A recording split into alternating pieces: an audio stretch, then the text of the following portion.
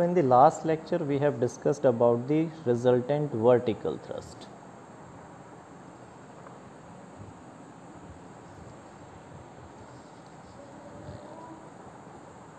We have discussed about two types, one is the plane surfaces and other one is the curved surfaces. The thrust on plane surfaces and vertical thrust on curved surfaces. Now the next topic is the resultant horizontal thrust.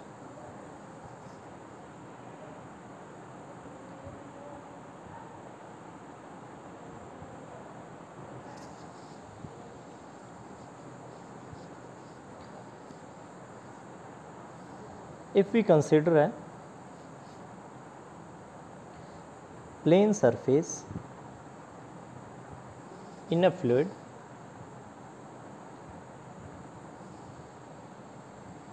then all the thrust act in the vertical direction, or all the contribution to the resultant thrust is by the vertical thrust. Now the case of curved surfaces. Curved surfaces के case में हमने क्या consider किया था कि कोई भी curved surface हमें गिवन है, उस केस में कोई ना कोई रिजल्टेंट थ्रस्ट होगा किसी डायरेक्शन के अंदर, ठीक है।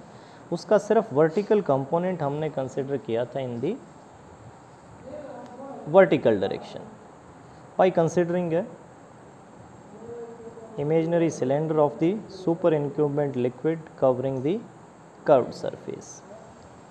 On the same line, we will derive resultant horizontal thrust. Let us consider a curved surface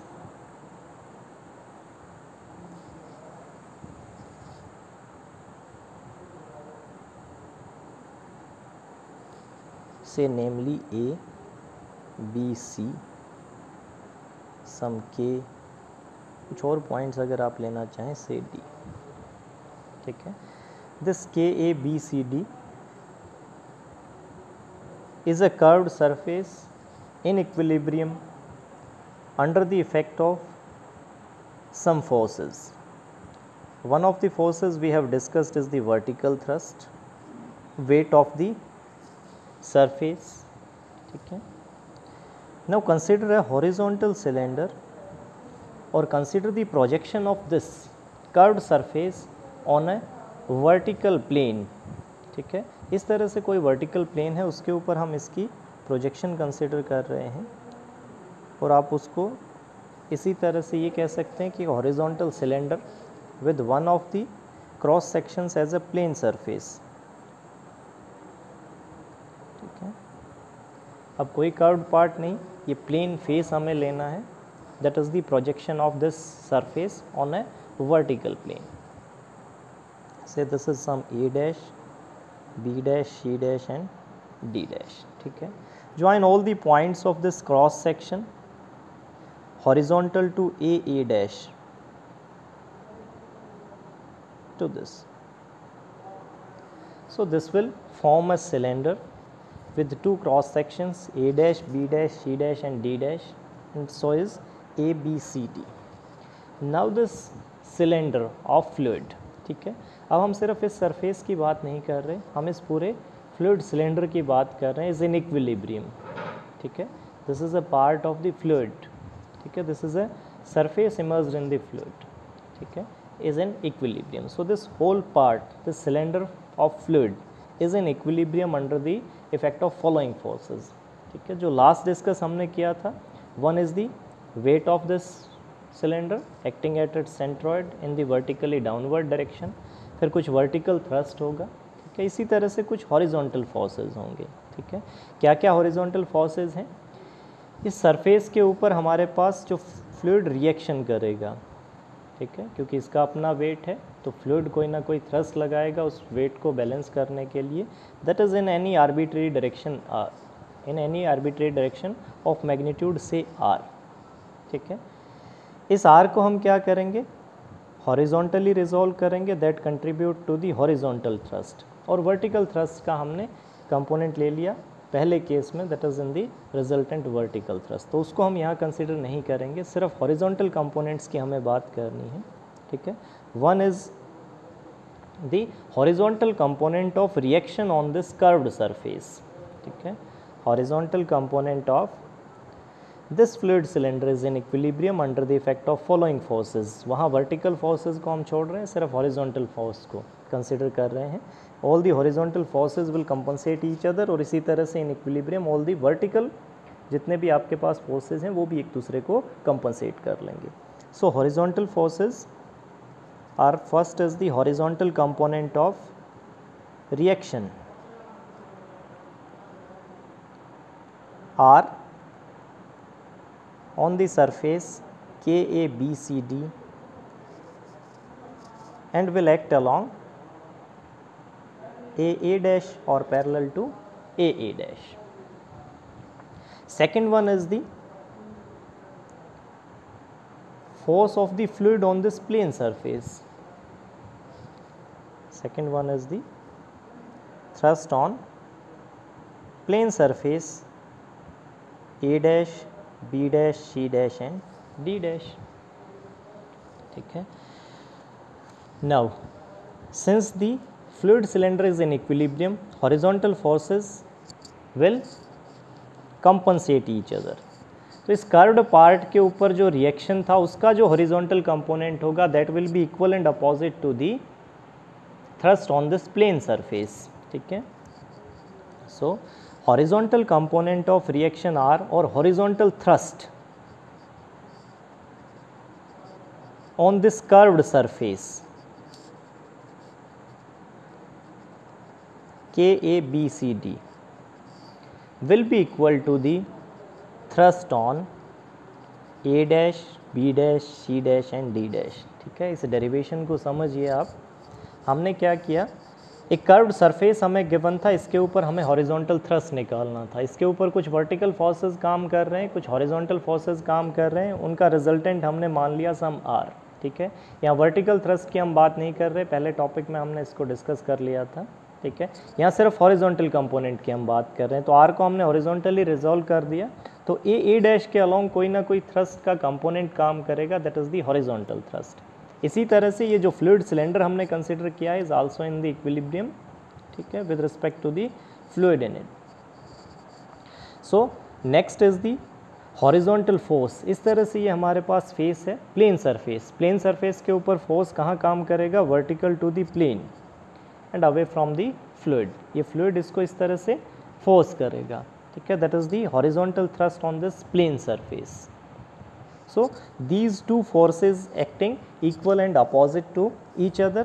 ठीक है, तभी ये हमारा सिलेंडर क्या रहेगा, इक्विलिब्रियम में रहेगा, जब ये दोनों फोर्सेस क्या करेंगे, एक दूसरे को कंपनसेट करेंगे. So horizontal thrust on the curved surface KABCD is the thrust on its projection on a plane surface.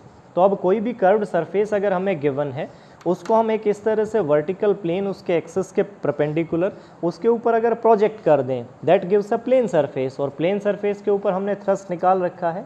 Plane surface के ऊपर थ्रस्ट किसके इक्वल था, that is the thrust felt at the centroid into the surface area.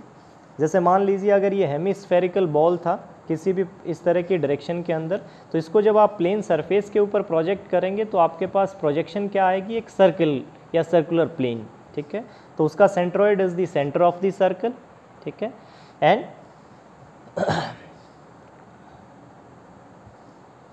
इसका centroid तो क्या हो जाएगा, centre of the circle, और इसका एरिया क्या हो जाएगा, πr². So thrust on this plane surface will be equal to the thrust at the centroid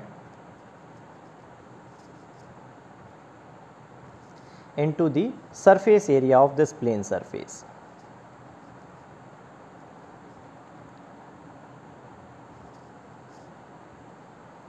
देखिए इसको सिक्वेंशियल आप समझिए. हमने जहाँ स्टार्ट किया था फ्लूइड थ्रस्ट, वहाँ वर्टिकल थ्रस्ट तो हम किस तरह से निकाल रहे थे, बाय कंसीडरिंग दी सुपर इंक्यूम्बेंट लिक्विड, कि उस सरफेस के ऊपर कितना लिक्विड है, उस लिक्विड सिलेंडर को हमने कंसीडर किया था. ठीक है, that is the weight of the liquid in it. ठीक है, 3 केसेस हमने डिस्कस किए थे कि if it is pushed upwards it is pushed downwards and if it is pushed partially upwards and partially downwards. तो वर्टिकल थ्रस्ट हमने निकाला था weight of the liquid above and below of the surface. ठीक है, उससे हमने vertical thrust derive किया था। अब हॉरिजॉन्टल थ्रस्ट की अगर बात करें तो उसी तरह से इस बार हमने क्या किया है, एक हॉरिजॉन्टल लिक्विड सिलेंडर कंसिडर किया है। अब आप उस गिवन कर्व्ड सरफेस को क्या करेंगे, एक वर्टिकल प्लेन के ऊपर प्रोजेक्ट कर देंगे। That reduces it to the कि thrust on the curved surface will be equal to the thrust on the plane projection of it. और प्लेन सरफेस के लिए हमें थ्रस्ट पता है, that will be thrust at the centroid into the surface area of the plane surface. Now अगर कोई बात करे रिजल्टेंट थ्रस्ट की, देखिए अलग अलग टॉपिक्स की अलग अलग सिग्निफिकेंस है। रिजल्टेंट वर्टिकल थ्रस्ट तो क्या था कि किस फोर्स से हमारा फ्लूइड हमारे गिवन सरफेस को आइदर प्लेन और कर्व्ड अपवर्ड पुश करेगा, ठीक है। इसी तरह से रिजल्टेंट हॉरिजॉन्टल थ्रस्ट क्या है कि हमारा कोई भी प्लेन या कर्व्ड सरफेस किसी लिक्विड के अंदर under the effect of which horizontal forces वो इक्विलिब्रियम में है, that is the horizontal thrust produced by the fluids. कि फ्लूइड हॉरिजॉन्टली हमारे सरफेस को किस तरह से वहाँ पुल और पुश किए हुए हैं, वहाँ हेल्ड किए हुए हैं, ठीक है। That is the horizontal thrust and the resultant thrust is simply the resultant of all these horizontal and vertical forces. So if z is the vertical thrust, हमने z के अलॉन्ग ही लिया था, हाइट के along. If z is the vertical thrust and r1 is the horizontal thrust, अगर r1 या जिस तरह से यहाँ हमने r हॉरिजॉन्टल थ्रस्ट लिया था तो उसको अगर हम रिजॉल्व करें हॉरिजॉन्टल प्लेन के अंदर तो x and y are the components along two mutually perpendicular lines in the horizontal plane, then the resultant thrust will be given by the resultant of these three forces, that is x square plus y square plus z square. Numerical problems में आपके पास इसी तरह के तीन aspects रहेंगे। या तो वो पूछेगा कि वर्टिकल थ्रस्ट निकालिए, रिजल्टेंट वर्टिकल थ्रस्ट, तो हम देखेंगे कि वर्टिकली कितने फोर्सेस काम कर रहे हैं, और अगर कोई आर्बिट्रेरी डायरेक्शन के अंदर रिएक्शन है तो उसको भी हम रिजॉल्व कर लेंगे वर्टिकल डायरेक्शन के अंदर। एंड रिजॉल्व पार्ट थ्योरम से considering the fluid cylinder as an equilibrium all the forces, उन सब का algebraic sum in the vertical direction वो क्या हो जाएगा, 0, ठीक है। सेकंड आया आपके पास horizontal thrust. Horizontal thrust of any plane surface वो तो आप डायरेक्ट निकाल सकते हैं in terms of thrust at the centroid and the surface area of the surface. अगर हमें कोई कर्व्ड सरफेस गिवन है तो आप उसको हॉरिजॉन्टली प्रोजेक्ट करेंगे ऑन अ वर्टिकल प्लेन, ठीक है, by considering each and every point in the horizontal direction, कि उस पॉइंट की horizontal projection on the vertical plane, ठीक है। उस कर्व्ड सरफेस की परछाई हम देखेंगे, उसकी प्रोजेक्शन हम देखेंगे किसी एक प्लेन सरफेस के ऊपर, ठीक है। By considering the thrust on this plane surface we will derive the thrust on the curved surface. And lastly the resultant thrust will be simply the resultant of all these horizontal and vertical thrusts. Now let us consider some numerical problems. Exercise 2.3.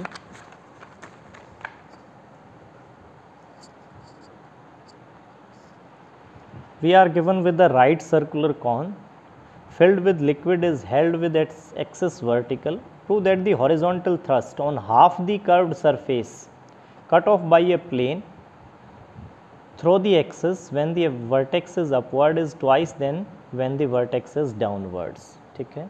तो दो situations हमें given है। One is when vertex is upwards, एक right circular cone हमें given है, filled with liquid is held with its axis vertical. पहला case तो ये है हमारे पास, और सेकंड केस में when vertex is downward. In both the cases the axis is vertical.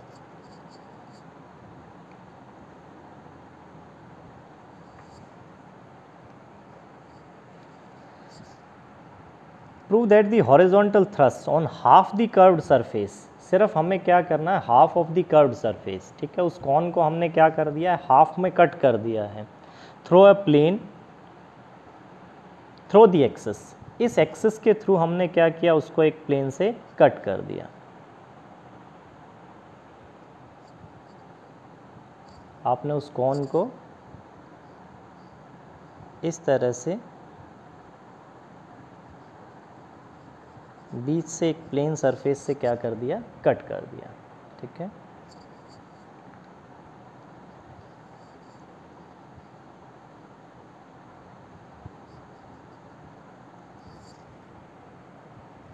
ठीक है, से लेबलिंग हम कर देते हैं, this is A B C, so this is point O, this is point some M and this is some point L.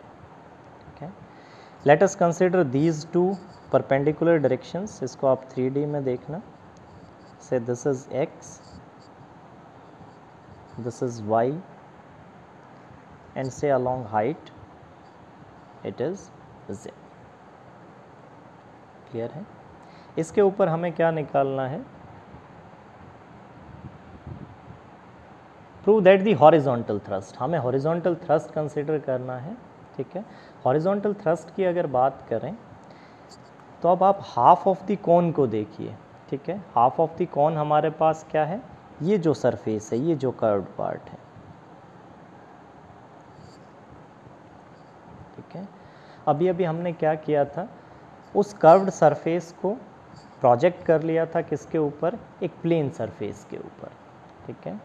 अगर हम बात करें वाई डायरेक्शन के अंदर हॉरिजॉन्टल थ्रस्ट की, तो इतना ही पार्ट हमारे पास क्या है, देखिए यहाँ फ्लूइड की अगर बात करें तो सिमेट्री है, जब अगर हम इसको एक्स के अलोंग कट करते तो इतना ही पार्ट हमारे पास क्या है, फ्लूइड का उस साइड है, इतना ही पार्ट हमारे पास क्या है, फ्लूइड का इस साइड है, ठीक है। जैसे एक तरह से हमने स्फेरिकल बॉल को 2 हेमिस्फीयर्स में कट कर दिया, ठीक है, तो दोनों के अंदर क्या है, सेम फ्लूइड है। तो जब हमने इसको इस तरह से कट किया तो ये पार्ट ऑफ द फ्लूइड हमारे पास अवेलेबल है, और इसी को अगर हम एक्स के अलोंग कट करेंगे, यानी उसका एक और हाफ स्लाइस कर देंगे, that will contain the same amount of the fluid, ठीक है। So this resultant along y axis will be equal and opposite, इतना ही हमारे पास इस ओ पॉइंट से इस तरफ थ्रस्ट प्रोड्यूस होगा उस कर्व्ड सरफेस के ऊपर, इतना ही हमारे पास on the other part of the curved surface. So by symmetry along y there will be equal and opposite thrust that will cancel out each other. लेकिन x पार्ट में अगर बात करें तो कर्व्ड सरफेस एरिया सिर्फ किसके along है, x के अलोंग है, उसके अपोजिट पार्ट में हमने कंसिडर नहीं किया है क्योंकि उसको हमने कट ऑफ कर दिया है हाफ के अंदर, ठीक है। So the resultant horizontal thrust will act only along x, ठीक है। अब x के लिए हम क्या करेंगे, x के परपेंडिकुलर एक प्लेन कंसिडर करेंगे और उसके ऊपर हमारे इस कर्व्ड पार्ट को क्या कर देंगे, प्रोजेक्ट कर देंगे।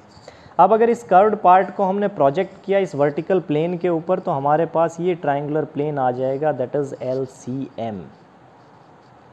इस बात को आप समझना कि जैसे मैंने बॉवल लिया, हेमिस्फेरिकल बॉवल, उसको अगर प्रोजेक्ट किया, प्रोजेक्ट करने का मतलब ये है कि उस सरफेस के सारे पॉइंट्स को मैं पेपर के प्लेन के ऊपर ले आया वर्टिकली, ठीक है, इस तरह से वर्टिकल प्रोजेक्शंस उनकी, तो वो किस में चेंज हो जाएगा, एक सर्कुलर प्लेन के अंदर चेंज हो जाएगा।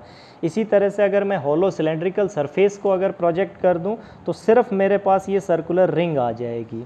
अगर मैं कॉन को प्रोजेक्ट कर दूं तो मेरे पास फिर से ये क्या आ जाएगा, एक सर्कुलर प्लेन आ जाएगा। तो उसी तरह से इस हाफ ऑफ द कोन को हमने किस तरह से प्रोजेक्ट किया, इस तरह से इसको स्क्वीज़ कर दिया, ठीक है, इसको प्रोजेक्ट कर दिया उस दीवार के ऊपर, उस कॉन को, तो हमारे पास क्या आ जाएगा, that is this circular plane LOM। So horizontal thrust on this curved surface along x can be determined in terms of horizontal thrust on this plane surface, ठीक है। तो आप thrust on curved part LAMC, इस conical surface के ऊपर thrust को आप measure कर सकते हैं in terms of thrust on this triangular plane LMC। अब ट्रायंगुलर प्लेन के ऊपर जो थ्रस्ट होगा that will be thrust at the centroid,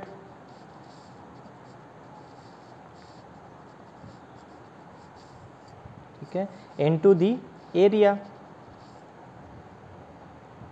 अब thrust at the centroid, thrust at the centroid की अगर बात करें, if rho is the density of this fluid then this will be rho ZH, H is the height of the centroid, और height of the centroid from the vertex वो हमारे पास क्या होगी, that is 2/3 height of the cone. If h be the height of the cone, then h will be the height OC.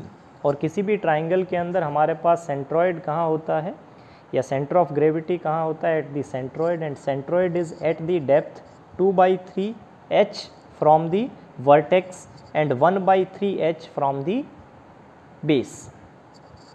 So rho g 2/3 into h. ठीक है. अब इसका area is half into base. Base is LM. LM is LO plus OM. Say R is the radius of this cone, then LM will be 2 times of the radius, or LM will be the diameter of the base of the cone. ठीक है.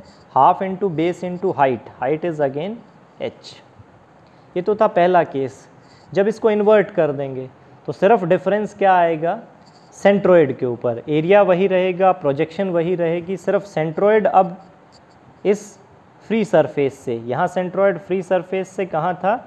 2/3h के ऊपर. लेकिन जब invert कर देंगे तो base से वो कितना दूर होगा? That is 1/3h. ठीक है. तो अपवर्ड डायरेक्शन के अंदर हमारे पास थ्रस्ट आ गया ये.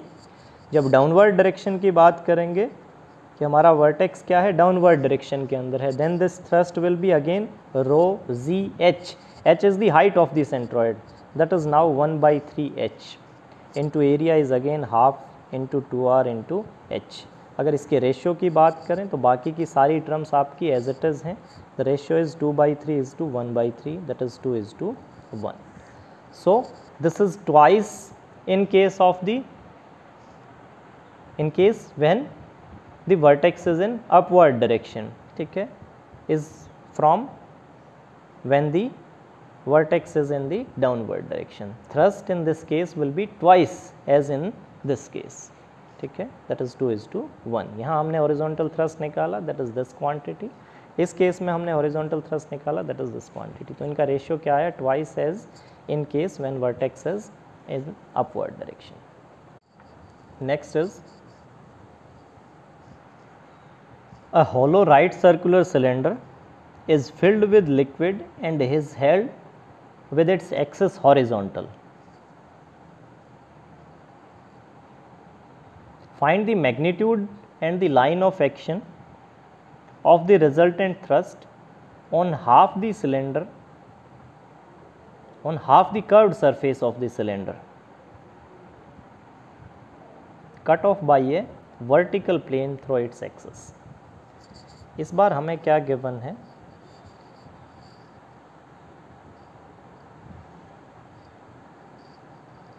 एक फ्लूइड सिलेंडर हमें गिवन है विद इट्स एक्सिस हॉरिजॉन्टल. इसका जो एक्सिस है इस बार वो क्या है? हॉरिजॉन्टल. ठीक है. Is filled with a liquid. Find the magnitude and the line of action of the resultant thrust on half the curved surface by a vertical plane through its axis. इसको हमने क्या कर दिया है? इस पाइप को, इस वॉल्यूम को इस तरह से एक वर्टिकल कट दे दिया है. ठीक है. यानी अगर हम बात करें तो सिर्फ इस पार्ट के अंदर अब क्या है? फ्लूइड फिल है. या हमें सिर्फ इस पार्ट के अंदर क्या निकालना है? थ्रस्ट. ठीक है. एक vertical plane through its axis. तो इसका हमने इस तरह से हाफ स्लाइस कर दिया है. द अदर पार्ट को हम कंसीडर नहीं कर रहे हैं. तो अब आ जाइए. से this is along x, y और z, जो भी आप उसी तरह से लें.